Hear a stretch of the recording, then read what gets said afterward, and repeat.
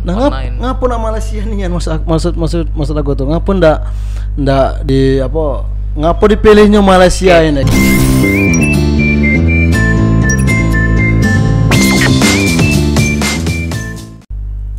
Assalamualaikum warahmatullahi wabarakatuh. Masih bersama saya Tresno Rusli dalam programnya podcast Cukup Pedes. Podcastnya Palpres Official yang bisa kalian saksikan di YouTube channel. Dan memang beberapa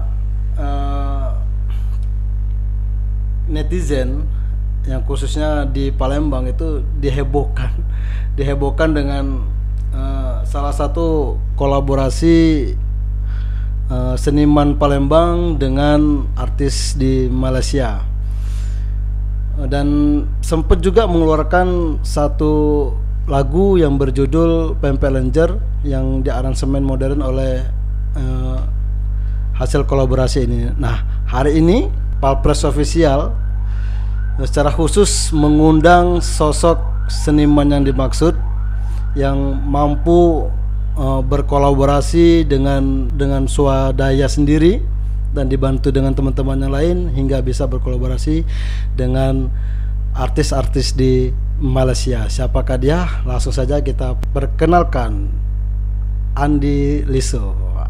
Oke, assalamualaikum. Selamat siang pemirsa. Waalaikumsalam. Mantap. Langsung gaya rocker. Perasaan aku Pempek Lenjer ndak rocker kayak gitu ya. Kenapa jadi metal? Kamu lagi metal. Nah, mungkin pemirsa Cukup Pedes ini ada sedikit penasaran juga nih Kak. Siap. Siapa nian sih Andi Liso ini yang sampai bisa berkolaborasi dengan artis-artis di luar. Nah, bisa Kakak cerita dulu Kak. Andi Liso itu adalah seorang budak lorong yang tinggal di kawasan Pasar Cinde. Ya memang balik sekitar Pasar Cinde, rumahku di lorong. Alumni D3-nya di Politeknik Negeri Sriwijaya dan S1-nya di Extension Unsri. Jadi sebetulnya saya latar belakangnya akademik, Pak. Tidak ada sekolah seni, berkesenian karena talenta dan karena lingkungan saja. Ya itulah sesosok Andi Liso. Dan memang sekarang sudah bergabung di Dewan Kesenian Palembang. Dipercaya untuk terlibat di Komite Musik DKP untuk periode ini ya. Nah, terus ini kan backgroundnya akademik nih, S1-nya di Unsri seperti itu Kak ya. Nah, mulai bergelut di dunia permusikan ini sejak kapan ini Kak? Kalau kenal musik dari SMP, SMA mulai ngeband, kemudian kuliah mulai ngeband juga. 2010 saya nyoba masuk perusahaan rekaman label, tapi ternyata tidak berhasil. Bikin band juga tidak berhasil. Ternyata setelah saya cermati lagi, band itu seperti perusahaan Mas. Harus visi misinya sama, solid, seperti organisasi lah ya. Jadi kalau memang tidak sewarna, ya nggak bisa jalan. Nah kebetulan saya nggak ketemu tuh teman-teman yang satu warna. Akhirnya memutuskan 2017 untuk jadi solois saja. Solois. Iya. Oke. Pemusik itu ya mirip-mirip seperti perusahaan seperti itu kayak ada manajemennya, ada visi dan misi yang seperti Kakak sampaikan tadi. Dan Kakak yakin dari musik ini bisa ngasilin cuan nggak? Sudah menghasilkan. Sudah menghasilkan. Sudah menghasilkan duit. Oke. Memang nilainya belum begitu besar, tapi sudah menghasilkan. Dan kalau orang masih ragu-ragu, kenapa jadi musisi susah, nggak ada duitnya dan lain-lain. Loh, yang di luar sana seperti ya banyaklah artis kita tahu hidupnya dari musik. Dan bahkan di zaman sekarang ada orang-orang yang kerjanya jadi komposer saja, pencipta lagu saja, balik layar hidup juga Mas. Cukup juga hidupnya. Tapi banyak juga nih yang seniman-seniman yang buntu juga nih, banyak juga nih. Nah, gini menarik nih. Palembang ya, ngomong Palembang ya itu ya. Mungkin menurut saya karena di Palembang tidak ada industri musik. Tidak ada industri musik. Jadi akibatnya bahkan mungkin ada juga musisi yang bingung bagaimana menyikapi industri musik yang ada di pikirannya, aku nak jadi artis terkenal, nak keren, nak hebat, nak dipuja-puja wong. Cuma sebatas itu gitu. Karena nggak ada industrinya. Padahal kan kalau kita begitu masuk industri, di belakang itu seperti saya bilang, ini artis itu produk. yang dijual gitu kan. Oke, betul. Jadi kita berpikirnya sebagai sebuah organisasi yang punya produk, kita jual nih gitu. Oke. Bukan soal menjadi artisnya. Tapi kadang kawan-kawan di sini kan masih salah paham. Jadi Andi nak jadi artis nian.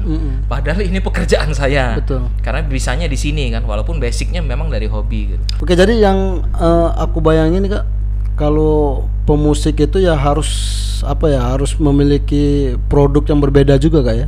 Iya. Dan terakhir aku lihat single Kakak itu yang Pempek Lenjer, dan itu kolaborasi dengan Malaysia, artis-artis Malaysia, dan genrenya juga cukup menarik juga nih. Dari lagu-lagu daerah, kemudian Kakak aransemen ulang menjadi yang cukup menarik juga untuk didengar oleh generasi milenial. Nah, Kakak ini genrenya apa Kak? Genre tidak jelas. Tidak juga sih. Ngomong budayawan rasanya jauh rasanya. Nah, jadi musik itu yang saya tahu ya dari sisi yang pemerintahan ya, ada dua kategorinya. Karena saya belajar kemarin. Satu, pelestari musik tradisi ya. Pelestari tradisi itu biasanya under kementerian atau dinas kebudayaan. Kemudian yang kedua, ada musisi yang berkreasi, musiknya kreatif. Itu biasanya under Kementerian Pariwisata dan Ekraf. Nah, saya kebetulan berada di genre musisi kreatif. Musik kreasi ya, musik kreasi yang filosofinya itu ada 3: inovasi, adaptasi, dan kolaborasi. Jadi saya senang sekali membuat musik yang lagi tren, kemudian digabungkan dengan musik tradisi yang sudah legend atau apalah seperti itu. Oh, mungkin karena itu juga Kak Andi ini pernah mendapat penghargaan dari Kemenparekraf Kak ya? Betul, karena hal itulah. Karena itu juga ya? Iya. Jadi ya ini juga yang perlu diedukasi ke netizen juga ya. Karena tidak sedikit sih yang komen-komen ke saya secara langsung ataupun online, "Di, harusnya kok bagusnya bikin lagu Melayu bae. Kalau Melayu nian, pop nian. Jangan dicampur-campur." Ya, memang begini gitu. Bahkan di genre musik sekalipun ada namanya fusion, Mas. Fusion itu gabungan jazz, rock digabung jadi satu gitu. Ya memang genre saya di sini.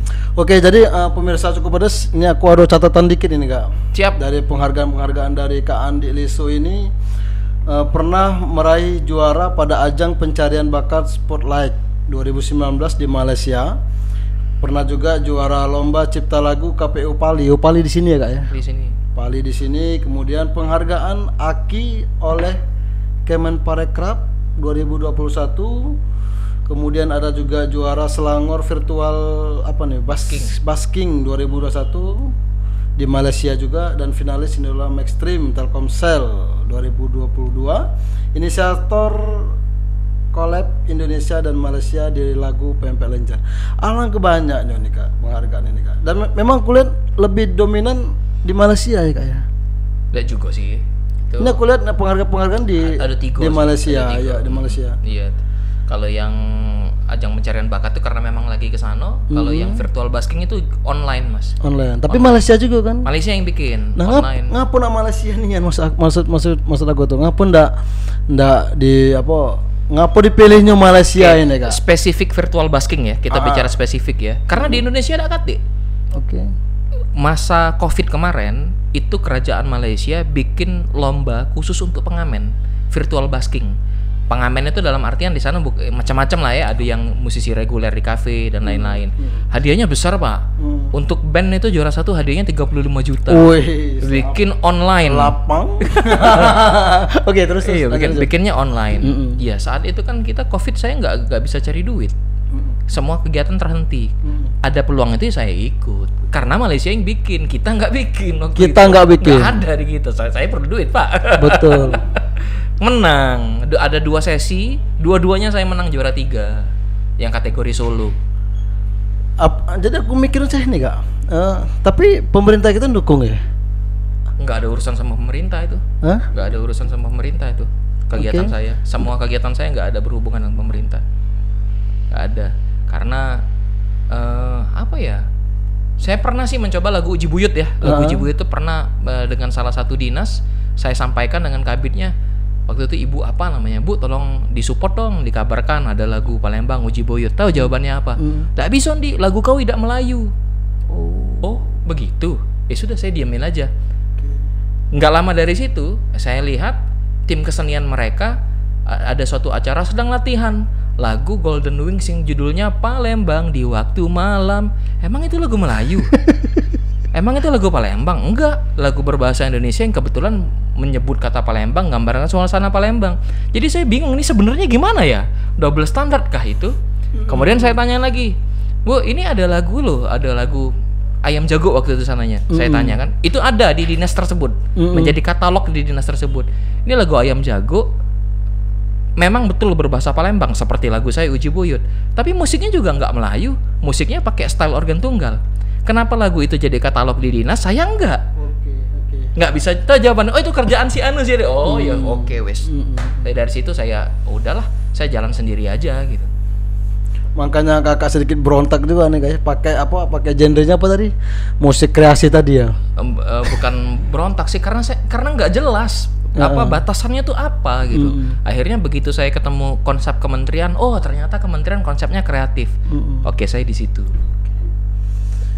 Tidak dapat di lokal, dapat di nasional. Dinas lokal dapat, kementerian yang apresiasi. Dinas tidak dapat, kementerian yang dapat. Ya, kita sebagai seorang pelaku seni ingin karya kita dikenal, bukan karena pengen dipuja-puja, tapi supaya lagunya dikenal dan kita ada harapan untuk job sana kemari, dipromosikan lah. Nggak dikenal pak. Oke. Nggak berhasil, makanya aduh nggak mau deh, aku bikin yang lain aja deh, yang kreatif gitu. Oke, nah yang terbaru ini kan membuat lagu, mengaransemen lagu daerah yang kita kolaborasikan ke negara tetangga. Iya, betul. Ngapain tidak kolaborasi ke sini banyak ya Naga? Saya bukan curhat nih, tapi fakta ya. Beberapa teman-teman yang sudah punya nama di sini saya hubungi, ajak kolaborasi, dingin aja responnya mas. Biasa aja, gantung semua. Ada galak-galak collab sama kita nih. Karena masih muda tadi kalau. Bingung juga aku kenapa kayak itu. Akhirnya yang pertama kali collab dengan aku itu ada YouTuber namanya Vindi Savela di Jakarta, punya 1 juta subscriber, nyanyi lagu Budak Lorong, berdua kami. Oh, jadi yang Budak Lorong itu kolaborasi dengan YouTuber? Enggak, itu bukan? Cover dia. Cover yang ya. itu cover. Tapi covernya sama saya. Oke. Saya yang aku lihat pernah nonton itu. Sama Vindi Savela. Akhirnya saya collab dengan YouTuber yang punya 1 juta subscriber, kan lumayan juga pencapaiannya kan. Orang luar. Betul. Bukan orang Palembang. Tapi walaupun dia ada darah Palembang. Dan sekali ini terulang lagi ternyata polanya. Saya kebetulan aja jodohnya karena yang di sana menghubungi teman Malaysia ngajak bertemu, saya ajak kolaborasi aja. Oke, kalau yang itu mungkin kita bahas di sesi kedua nih Kak. Iya, jangan sekarang habis kaget. Tapi itu jawabannya, saya nggak ada yang mau collab sama saya. Orang-orang yang sudah saya ajak ya, kayak ditolak secara halus saja, ya udah gitu. Tapi di sini aku lihat juga kayak kalau dari biografi Kakak nih sudah menciptakan 8 lagu nih Kak. Dan aku lihat beberapa lagunya khusus lagu Palembang kan. Yang tadi Kakak sebut Uji Buyut itu lagu Palembang, Budak Lorong juga lagu Palembang. Kemudian ada Cah Lorong ini apa nih? Lagu Jawa nih. Lagu Budak Lorong tapi bahasa Jawa. Budak Lorong bahasa Jawa. Apa hasil kolaborasi dari yang YouTuber itu? Enggak. Oh, bukan. Saya sendiri. Kemudian ada lagu Mahar, kemudian Bukan Malaikat, Bukan Sekedar Cinta, Lelaki Cemburu. Nah, ini genrenya semua musik kreasi galau Kak ya? Iya, komersil. Ini. Komersil. Temanya industri, memang komersil untuk jualannya. Oke. Seluruhnya ya? Seluruhnya. Teman-teman nanya, kenapa harus lagunya komersil? Karena rekaman perlu biaya, Pak. Iya. Saya perlu uangnya lagi, Pak. Kalau kita buat lagu kata cuannya percuma. Iya, Pak. Iyalah. Ngapain buat konten tapi kontennya tidak ada potensi untuk disukai orang, kan malas kita, Pak. Iya, betul. Capek, Pak. Capek. Itulah. Jadi dibilang Andi Liso itu seniman, bingung juga saya. Mungkin saya ngeklaim saya musikpreneur lah, pedagang musik lah. Saya musikpreneur kali. Tapi ya dari apa ya? Dari kegalauan itu mungkin ya rupanya ada hikmahnya juga kan. Hikmahnya di sini tidak diterima, kita sudah bisa diterima oleh nasional Kemenparekraf. Dan itu mungkin seleksinya juga nasional, bukan Betul, Pak. bukan Betul. cuma di lokal be. Dan dari kegalauan itu juga kakak bisa kolaborasi sama artis-artis di Malaysia. Dan ini juga perlu diapresiasi nih sosok Andi Liso ini. Terima kasih, terima kasih. Tapi kalau plesetannya mirip-mirip siapa? Andi Lasso. Teman-teman yang mau mengapresiasi silakan rekening saya di bawah sini. Langsung saja. Cara terbaik mengapresiasi karya saya. Kalau chat itu harus manajemennya Palembang Express. Potong ya, Pak. Oke Kak, mungkin perkenalannya kita batasi dulu. Oke, siap. Terima Karena kasih banyak. Kalau terlalu banyak nonton ngawur juga kita ngomong nih. Kalau ngawur juga malah ada jelas kan. Tapi ya Kak, aku harap juga untuk sesi kedua, kita ini ada 2 sesi nih Kak. Siap. Untuk sesi kedua ini kita bisa ngubungin artis-artis yang di Malaysia yang teman kakak itu. Nanti kita hadirkan, Mas. Bisa. Oke, karena kalau sekedar ngomong baik kata buktinya agak hoax dulu kan, bener tak? Bener cukup pedas. Betul.